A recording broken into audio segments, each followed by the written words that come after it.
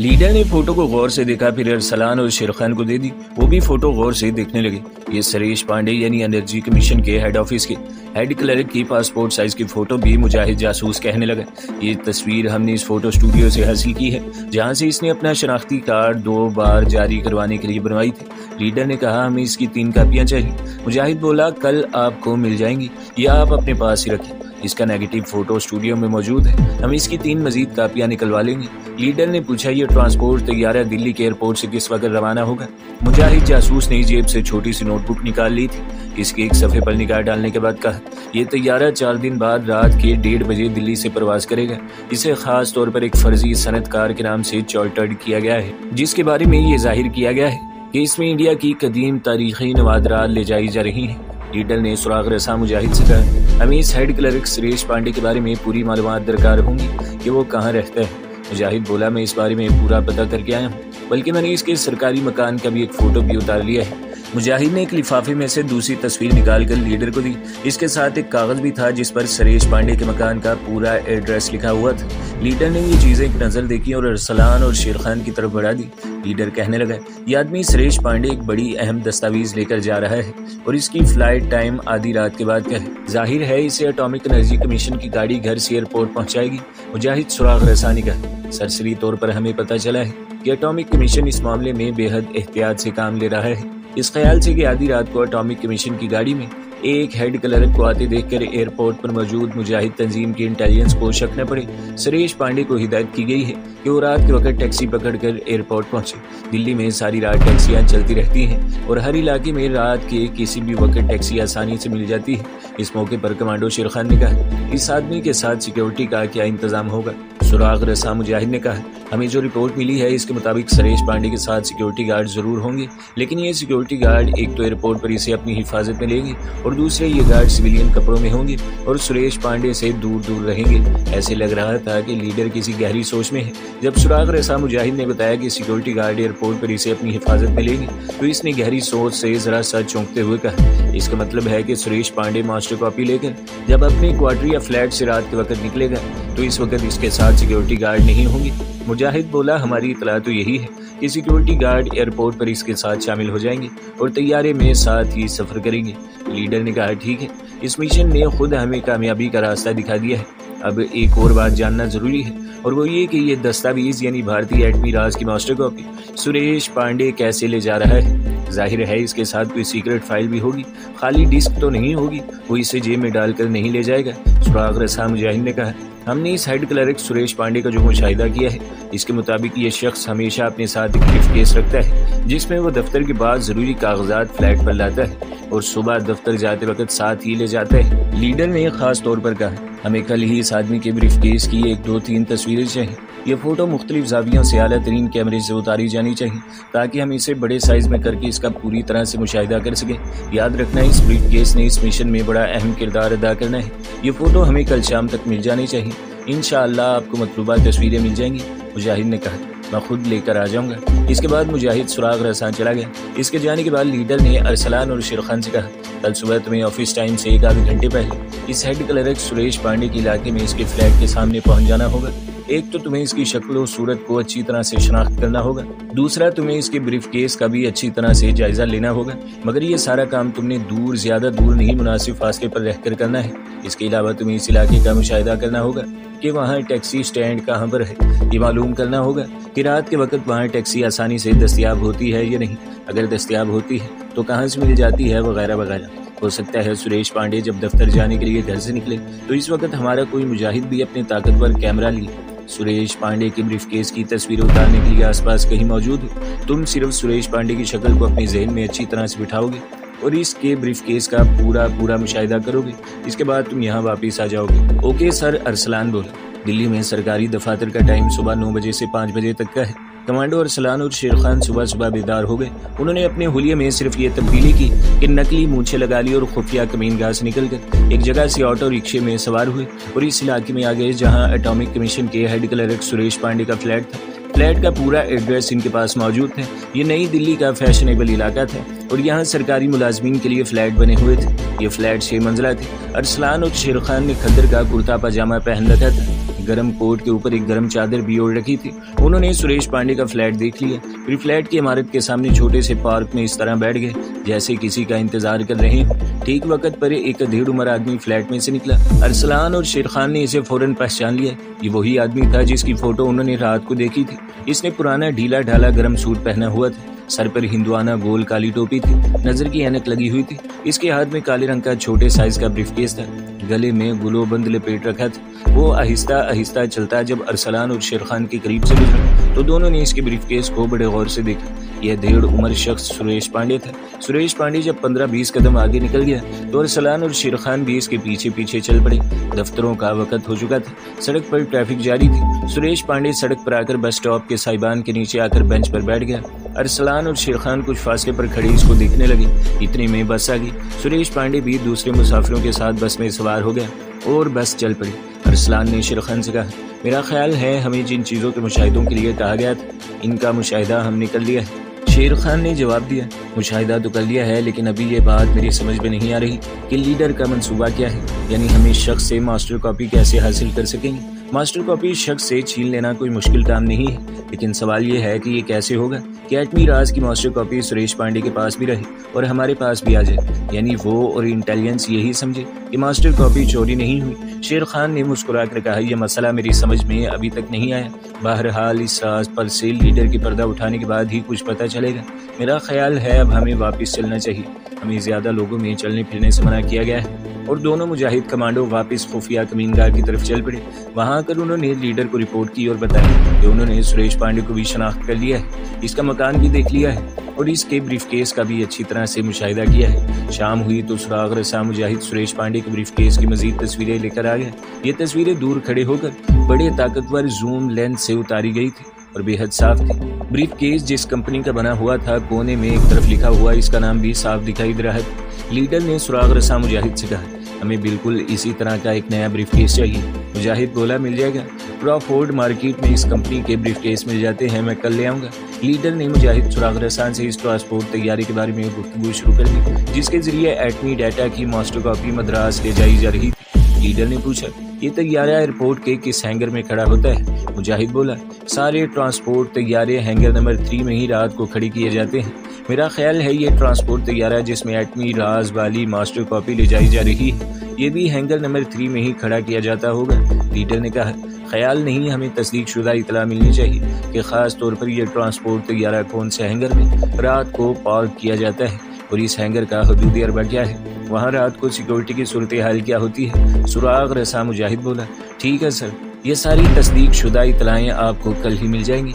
अगले दिन सुराग रसा मुजाहिद आया तो प्लास्टिक के शॉपर बैग में ब्रीफकेस था। इसने ब्रीफकेस लीडर अरसलान और शेर खान को दिखाया। ये बिल्कुल नया ब्रीफकेस था और हू बहू वैसा ही था जैसा ब्रीफकेस सुरेश पांडे के पास था।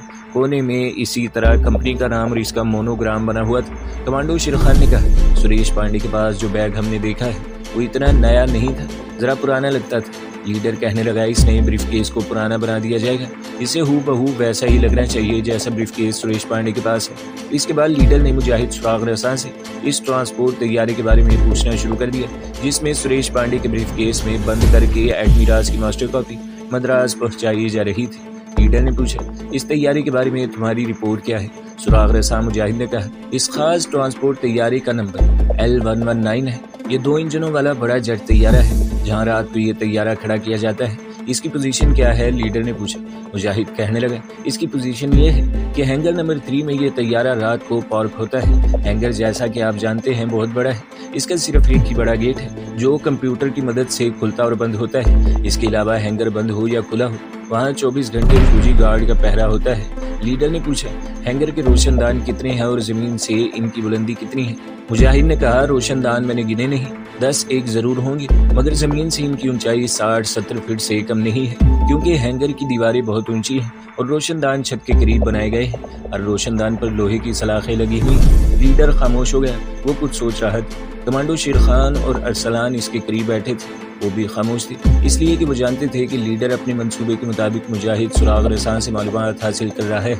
लीडर ने मुजाहिद से कहा, तुम्हें ये मालूम है कि तैयारी में जो नवादरात के क्रेडिट जा रहे हैं वो किस कंपनी के जरिए भिजवाए जा रहे हैं? मुजाहिद ने नफी में सर हिलाते हुए कहा, سر یہ تو پتہ کرنا پڑے گا۔ لیڈر نے کہا یہ تمہیں کل دن کے 11 بجے تک ہر حالت میں پتہ کرنا ہوگا کیونکہ ہمارے پاس وقت بہت کم ہے۔ مجاہد بولا میں پتہ کر لوں گا۔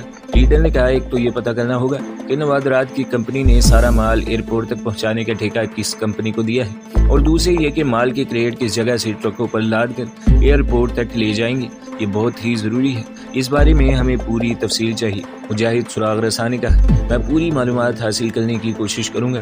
وہ چلا گیا۔ مجاہد کے جانے کے بعد لیڈر ارسلان اور کمانڈو شیرخان کی طرف متوجہ ہوا، کہنے لگا میں جانتا ہوں کہ تم یہ معلوم کرنے کے لیے بےتاب ہوگے کہ آخر میرا منصوبہ کیا ہے، پلان کیا ہے۔ اب وقت آ گیا ہے کہ میں اپنا پلان تمہیں بتا دوں کیونکہ اس منصوبے کو تم لوگوں نے ہی کامیاب بنانا ہے۔ اس کے بعد لیڈر نے دونوں کمانڈو مجاہدوں کو اپنا پورا منصوبہ بتایا اور کہا میرے نزدیک یہی ایک طریقہ ہے جس پر اگر ہم عمل کرنے میں کامیاب ہو گئے تو سانپ بھی مر جائے گا اور لاٹھی بھی نہیں ٹوٹے گی۔ بھارت کے ایٹمی راز کی ماسٹر کاپی بھی ہمارے ہاتھ آ جائے گی اور بھارت کی انٹیلیجنس کبھی سوچ بھی نہیں سکے گی کہ اس کا ایٹمی راز چوری ہو گیا ہے۔ کمانڈو ارسلان کہنے لگا سر آپ کا پلان واقعی بہت سوچ سمجھ کر تیار کیا گیا ہے، ہم اسے کامیاب بنانے کے لیے اپنی جان تک لڑا دیں گے۔ لیڈر نے کہا تمہیں اپنی جان لڑانی ہی ہوگی کیونکہ اس کے سوائے دوسرا کوئی چارہ بھی نہیں ہے۔ ایک طرح سے ہمیں ایک تیر سے 2 نشانے لگائیں گے۔ اور اس نے کمانڈو شیرخان سے اس کی رائے پوچھی تو اس نے کہا سر اس منصوبے کے 2-3 مرحلے بڑے نازک ہیں اور ہمیں پھونک پھونک کر قدم اٹھانا پڑے گا، یا آپ ہم پر اعتماد کر سکتے ہیں، انشاءاللہ ہم اس امتحان میں پورے اتریں گے۔ انشاءاللہ لیڈر نے شیرخان کی تعریف کی۔ کمانڈو ارسلان کہنے لگا سریش پانڈے کے بریف کیس اور طیارے میں لادے جانے والے کریٹوں میں سے کسی ایک کریٹ پر جو ہم دھماکہ خیز مواد چسپا کریں گے اس کے بارے میں ہمیں یقین ہونا چاہیے کہ وہ وقت پر ہمیں دھوکہ نہیں دے گا کیونکہ یہ سارا کام ریموٹ کنٹرول نے کرنا ہے۔ لیڈر نے کہا ہمارے پاس جو دھماکہ خیز مواد ہے وہ انتہائی جدید اور قابل اعتماد ہے، لیکن کسی اتفاق سے بچنے کی خاطر ہم اس لیے 2 جگہوں پر یہ دھماکہ خیز مواد لگا رہے ہیں۔ یہ مواد ایک ہلکے نسواری رنگ کی اسکواش ٹیپ کی شکل میں ہوگا۔ ایک ٹیپ ٹرانسپورٹ طیارے میں رکھے جانے والے کسی کریٹ کے ساتھ چسپاں کی جائے گی اور دوسری ٹیپ ہم اس بریف کیس میں رکھ دیں گے جو سریش پانڈے اپنے ہاتھ میں لے کر طیارے میں سوار ہوگا۔ اگر فرض کر لیا کہ کسی ٹیکنیکل خرابی کی وجہ سے ایک ٹیپ جام ہو جاتی ہے، وہ نہیں پھٹتی، تو دوسری کا دھماکہ ضرور ہوگا۔ یہ ہو نہیں سکتا کہ ہم ریموٹ کنٹرول کا بٹن دبائیں اور اس کے سگنلز کی رینج میں موجود دھماکہ خیز مواد کو آگ نہ لگے۔ ارسلان نے پوچھا ریموٹ کنٹرول کی رینج کتنی ہے کیونکہ طیارہ تو ٹیک آف کرتے ہی سپیڈ پکڑ لے گا۔ لیڈر نے کہا جو ریموٹ کنٹرول ہمارے ہاتھ میں ہوگا اس کے سگنلز کی رینج کم از کم 5 کلومیٹر ہے اور ہم ٹیک آف کے بعد طیارے کو زیادہ دور نکلنے کا موقع نہیں دیں گے۔ اس کے بعد لیڈر نے اٹھ کر الماری میں سے ایک گتے کا ڈبہ نکالا اور اسے کھول کر اس میں سے ہلکے نسواری کلر کی ایک اسکاچ ٹیپ نکالی۔ اسکاچ ٹیپ باریک سفید کاغذ میں لپٹی ہوئی تھی، اس کے ساتھ ہی ڈبے میں ایک ریموٹ کنٹرول بھی تھا۔ لیڈر نے کہا یہ وہ اسکاچ ٹیپ ہے جس کے دھماکے کی شدت کا تم اندازہ نہیں کر سکتے، یوں سمجھ لو کہ اس ٹیپ میں ایک چھوٹے ایٹم بم جتنی طاقت ہے۔ میں چاہتا ہوں کہ وقت سے پہلے ہم جتنا کام کر سکتے ہیں کر ڈالیں۔ اس نے الماری میں سے وہ بریف کیس نکالا جو مجاہد سراغ رساں مارکیٹ سے خرید کر لایا تھا۔ اسے اس طریقے سے تھوڑا تھوڑا میلا کر دیا گیا تھا کہ وہ پرانا لگنے لگے گا۔ نئی بریف کیس کی جو چمک تھی وہ غائب ہو گئی تھی۔ لیڈر نے بریف کیس کھول دیا، اس میں موٹی موٹی 3-4 فائلیں پڑی تھی۔ لیڈر نے کہا یہ بیکار قسم کی ردی ہے، انہیں صرف اس لیے بریف کیس میں ڈالا گیا ہے کہ بریف کیس وزنی معلوم ہو، لیکن اس کا وزن اتنا ہی ہوگا جتنا عام طور پر ہوا کرتا ہے تاکہ سریش پانڈے کو کسی قسم کا شک نہ پڑے۔ اب ہم اس میں دھماکہ خیز ٹیپ چسپاں کریں گے۔ لیڈر نے سب سے پہلے ریموٹ کنٹرول اٹھا کر ایک طرف رکھ دیا، کہنے لگا اگرچہ ریموٹ کنٹرول کا مین بٹن اس وقت دبانے سے بھی حرکت نہیں کر سکتا، پھر بھی احتیاط ضروری ہے۔ لیڈر نے اسکاچ ٹیپ کو بڑی احتیاط سے کھولا اور بریف کیس کے اندر چاروں کناروں کے ساتھ ساتھ دھماکہ خیز مواد والی ٹیپ چسپاں کر دی۔ اس نے کہا اس ٹیپ کی اتنی طاقت ہے کہ پھٹنے کے بعد یہ طیارے کے آدھے سے زیادہ حصے کے پرخچے اڑا سکتی ہے۔ ٹیپ کو لگانے کے بعد لیڈر نے دوبارہ چیک کیا، پھر اسے بند کر کے الماری کے اندر رکھ دیا اور کمانڈو شیرخان سے کہا شیرخان اب یہ تمہاری ہوشیاری اور عقل پر منحصر ہے تو تم کس طرح سریش پانڈے کا ایٹمی راز والا بریف کیس اپنے قبضہ کر کے اس کی جگہ پر یہ بریف کیس رکھتے ہو۔ کمانڈو شیرخان کہنے لگا سر انشاءاللہ میں اس آزمائش پر بھی پورا اتروں گا۔ اس کے بعد لیڈر نے ارسلان کی طرف دیکھا اور کہا ارسلان تم جہاد کشمیر کی ایک سرفروش مجاہد ہو، تم نے محاذ جنگ سے ہٹ کر بھی کشمیر کی آزادی کے کاز کے لیے بڑی نمایاں خدمات انجام دی ہے۔ اس وقت تمہاری خدا داد صلاحیتوں کے مظاہرے کی ضرورت ہے۔ کمانڈو ارسلان نے جواب دیا سر خدا نے چاہا تو میں آپ کو مایوس نہیں کروں گا۔ لیڈر بولا جو کام تمہیں سونپا جا رہا ہے اسے تمہیں ہر حالت میں پورا کرنا ہے اور اس ہوشیاری اور حاضر دماغی سے کرنا ہے کہ کام بھی پورا ہو جائے اور کسی کو ذرا سا شک بھی نہ پڑے۔ انشاءاللہ ایسا ہی ہوگا ارسلان بولا۔ لیڈر نے دھماکہ خیز اسکاچ ٹیپ और रिमोट कंट्रोल गत्ते के डब्बे में डालकर बड़ी एहतियात के साथ अलमारी में वापस रख दिया और कहने लगा, बाकी तफसीलात कल सुराग रसा मुजाहिद के आने के बाद तय की जा सकेंगी। सुराग रसा मुजाहिद ऐन वक्त पर दूसरे रोज दिन के 10 बजे कमीनगाह में पहुंच गया। इस वक्त लीडर, कमांडो अरसलान और कमांडो शेरखान वहां मौजूद थे। लीडर ने पूछा, मुझे यकीन है जो जिम्मेदारी तुम्हें सौंपी गई थी तुमने इसे बड़ी खूबी से निभाया होगा, क्या रिपोर्ट लाए हो?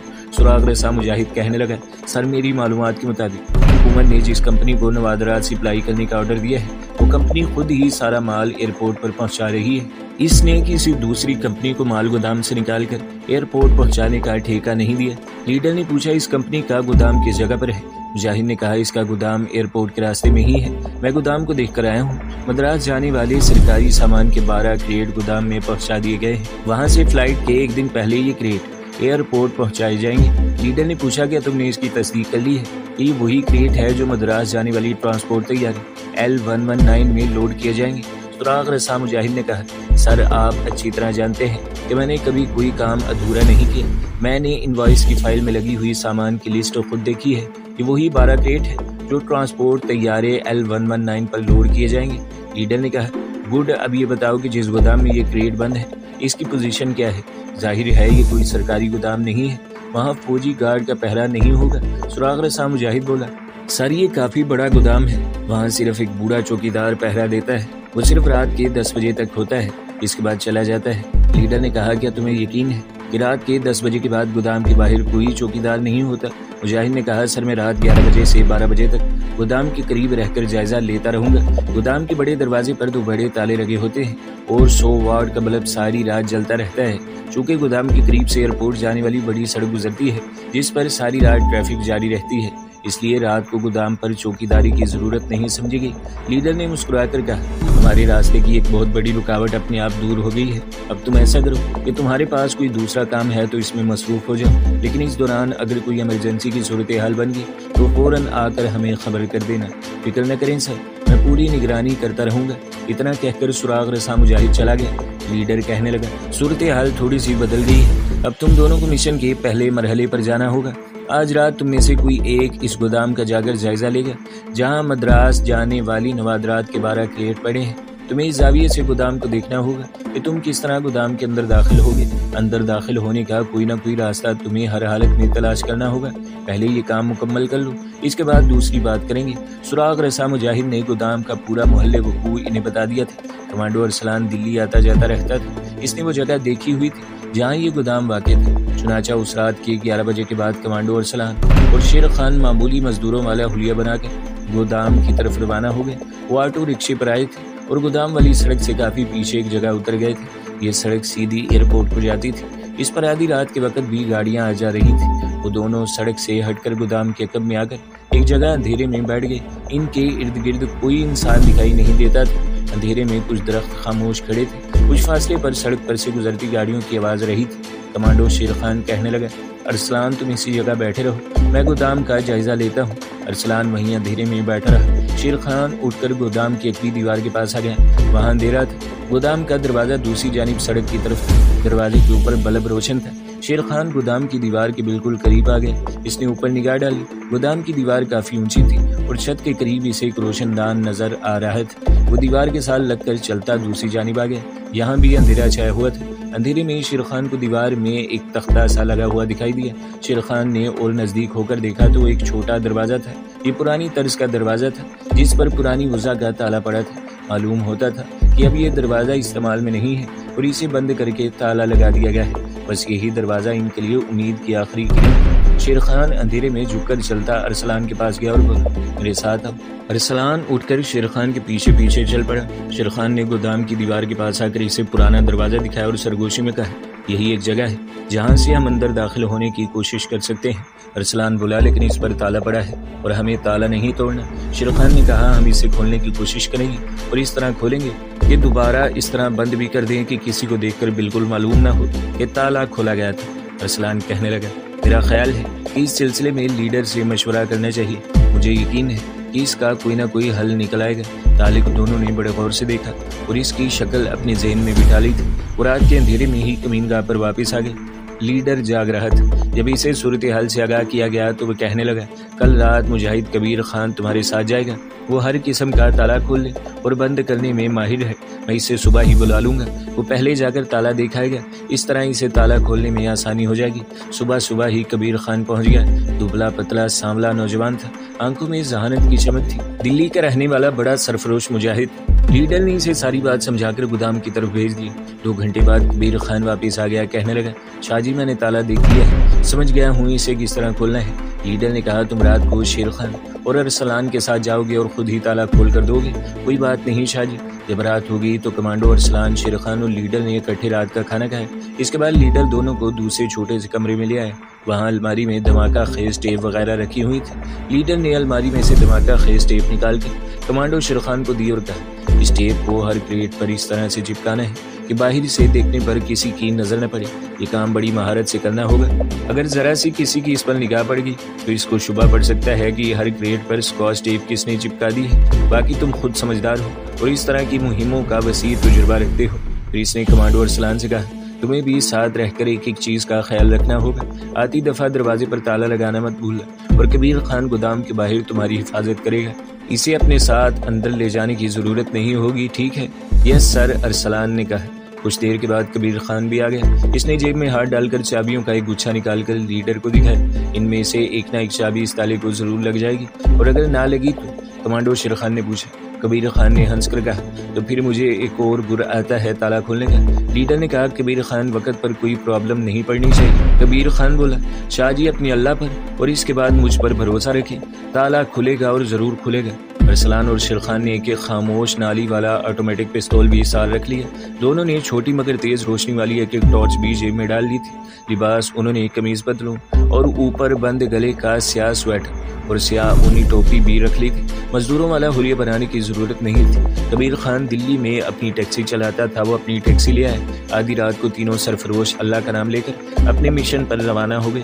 کبیر خان دلی کا سرفروش تھے، وہ ایک نسبتاً ویران راستے سے لے کر گیا جہاں رات کو گشتی پولیس کی چیکنگ کا خطرہ نہ ہونے کے برابر ہوتا ہے۔ ٹارگٹ پر پہنچ کر کبیر خان نے ٹیکسی ٹارگٹ سے کچھ دور ایک جگہ اندھیرے میں کھڑی کر دی اور تینوں مجاہد سرفروش ٹیکسی سے نکلے اور مال گودام کی طرف اندھیرے میں آگے بڑھے۔ وہ خاموش تھے، آپس میں کوئی بات نہیں کر رہے تھے۔ گودام کے سامنے بند دروازے کے اوپر بجلی کا بلب جل رہا تھا، ایئرپورٹ کی طرف جاتی سڑک پر تھوڑی تھوڑی ٹریفک بھی چل رہی تھی۔ تینوں سرفروش مال گودام کے عقب میں آ کر اندھیرے میں اس کی دیوار کے پاس بیٹھ گئے۔